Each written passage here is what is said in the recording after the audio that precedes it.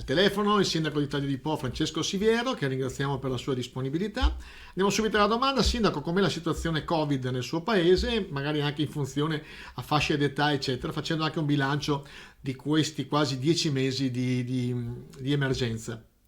Differenziandole per fascia di età, ci troviamo che nella fascia di età tra i 0 e i 18 anni abbiamo 45 persone che sono risultate colpite dal virus, nella fascia 18, 35 e 75 persone, mentre la fascia più cospicua, anche perché riguarda anche più anni, ma comunque che è stata più colpita dal virus, è la fascia dei 35 ai 65 anni con 234 persone che sono risultate positive, mentre la fascia dai 65 anni e oltre abbiamo 121 persone che sono state colpite.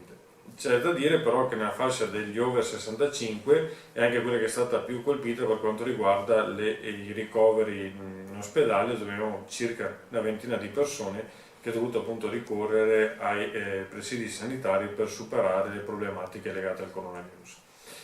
Ovviamente ha colpito di più quella che è stata la cosiddetta seconda ondata, quindi quella che si è verificato in questo autunno, in particolare per il nostro comune è ripreso un po' il tutto a settembre dello scorso anno e i picchi maggiori li abbiamo avuti a novembre e a dicembre con i numeri che sono proprio aumentati in maniera esponenziale.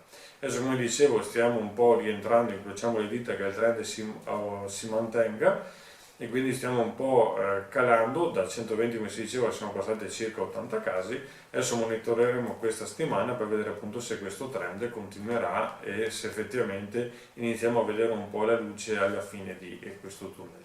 Grazie Sindaco, come sempre disponibilissimo. Alla prossima, buona serata.